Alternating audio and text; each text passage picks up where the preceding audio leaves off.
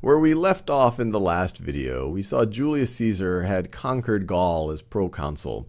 And near the end of his term as proconsul, the senators in Rome were afraid of him. He was this popular, populist, charismatic figure. He had just had these significant military victories in Gaul. And they said, all right, Caesar, why don't you just leave your position, leave your army, and return to Rome? Well, Caesar is sitting over here saying, well, that doesn't really make a lot of sense. If I were to just return to Rome, they already are threatened by me. Who knows what they're going to do to me? So he decides to cross the Rubicon and enter Rome. And so the Roman senators, they say, okay, let's get Pompey, the famous general, who used to be part of Caesar's triumvirate but had switched sides, to engage with Caesar. But Pompey says, you know what, I'm not so sure if Caesar is beatable right now. He wasn't aware that Caesar only had one legion. Maybe there was a trick up Julius Caesar's sleeves. So Pompey takes his forces and retreats across the Adriatic to regroup with the intent of coming back and retaking Rome. And so you can imagine a lot of the senators, especially the powerful senators who are in opposition to Julius Caesar, go along with Pompey. So Julius Caesar, even though he's now in control of Rome, he knows that this isn't the end of it, that a civil war has begun, that it's only a matter of time before Pompey's forces and these senators return and retake Rome. So he decides to take the fight to them. He puts his second in command, Marcus Antonius, often known as Mark Antony, who was one of his generals in the Gallic Wars. He puts him in charge in Italy, and then Julius Caesar leads several of his legions off across the Adriatic. And it's a pretty interesting story in its own right. They crossed during the winter, which was a bit of a surprise attack because no one would have expected them to cross the winter in the Adriatic and to break the blockade of Pompey, because Pompey controlled the navy. But he's able to engage Pompey several times, and then finally in 48 BCE, he's able to decisively beat Pompey at the Battle of Pharsalus, which is right over here in central Greece. So his enemies, his opponents, Julius Caesar's enemies, are now defeated, and Pompey is in retreat. He tries to escape to Alexandria. And this is where the story gets even more interesting.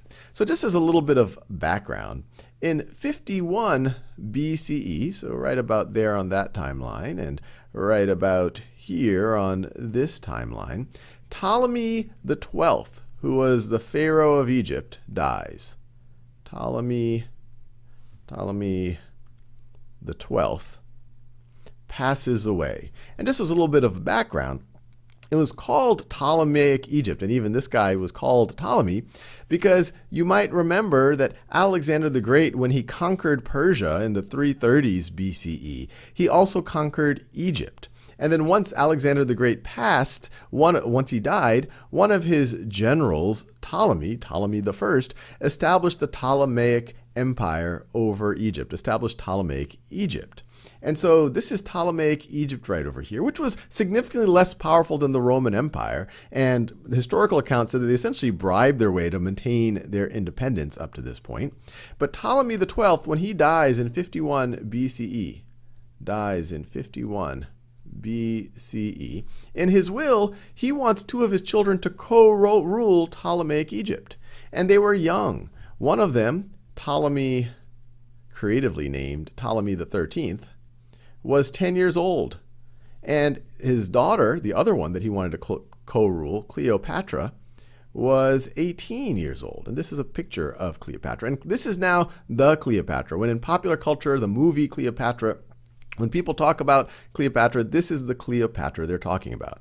But you can imagine this co-rule thing doesn't really work out that well, and civil war has broken out in Ptolemaic Egypt with the supporters of Ptolemy the 13th. You can imagine this is only a 10-year-old young kid. It's really the adults that are probably running the show, but the supporters of Ptolemy the 13th are the ones that seem to have the upper hand at the time that Pompey is running away to Alexandria, which is the seat of power, a city established by Alexander the Great, and the seat of power in Ptolemaic Egypt. Now, the supporters of Ptolemy the 13th, they say, okay, we don't want to mess around with Julius Caesar, who seems to be quite powerful with his legions. So why don't we do him a favor? When Pompey comes, why don't we kill him? And so in 49 or 48 BCE, this is after, remember, Pharsalus was in August of 48 BCE. You have Pompey leaving, and in 48 BCE, he is killed. So Pompey is now killed in 48 BCE by the supporters of Ptolemy the 13th, thinking that this is going to carry favor with them with Julius Caesar. Well, Julius Caesar really does not like this. He likes to establish his reputation as a magnanimous ruler, someone who likes to forgive his enemies, someone who wants to unify the people of Rome. And so he's in pursuit of Pompey. When he gets to Alexandria and realizes that he was killed by Ptolemy the 13th's supporters, he decides to take the other side and join forces with Cleopatra. And not only is he able to support her in a political, military sense, he helps her defeat her enemies and come onto the throne, become the pharaoh of Ptolemaic Egypt. He also has an affair with Cleopatra. And at the time, this is now 48 BCE, where you have, so let's see, this is 50, 49, 48 BCE, which is roughly late 48 and early 47 BCE were when Julius Caesar was actually in Alexandria. They actually have an affair. And this is a Julius Caesar who is in his early 50s. And this is a Cleopatra who is in her early 20s. And through that affair, they have, by most accounts, a child, Caesarion, later on. But this affair this support for Cleopatra puts Cleopatra on the throne. And even though Julius Caesar does not take control of Ptolemaic Egypt, it makes Ptolemaic Egypt something of a client state of the Roman Empire. And then Julius Caesar returns back to Rome. He does several other things engaging in the East here, but eventually he gets back to Rome. And over several periods, he gets himself declared dictator. And dictator today has a term of someone who kind of takes power, maybe unlawfully, someone who just runs the show. Under Roman law, under the Roman Republic, there was actually a position called dictator that could be appointed for these 6-month terms, especially when there was in times of emergency, that they could do whatever they needed to do. But now he got appointed dictator multiple terms and for more than 6 months. And in 46, he gets elected dictator for 10 years. So now 46 BCE is, let's see, this is 46 BCE. He gets elected dictator for a term of 10 years. And then in 44 BCE, he gets declared dictator for life. Now, this whole time, even though he tried to be someone somewhat conciliatory against his enemies were kind of brooding and saying, oh, what can we do to get back at this?